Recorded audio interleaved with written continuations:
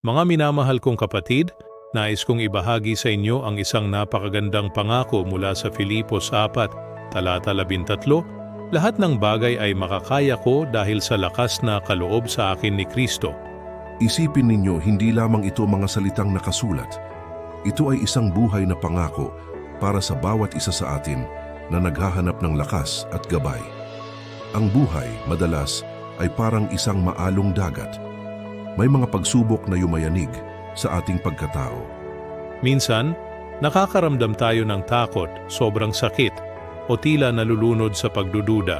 Ngunit tandaan ninyo, sa mga pinakamadilim na sandali, doon pinakamaliwanag na nagniningning ang lakas ng Diyos. Kapag pakiramdam mo ay mahina ka na, lumapit ka sa Kanya.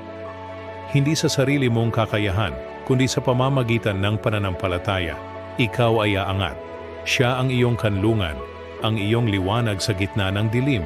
Bawat hamon ay pagkakataon upang lalong tumibay. Kaya mong lagpasan ang lahat. Hayaan mong ang katotohanan ito ang maging gabay mo.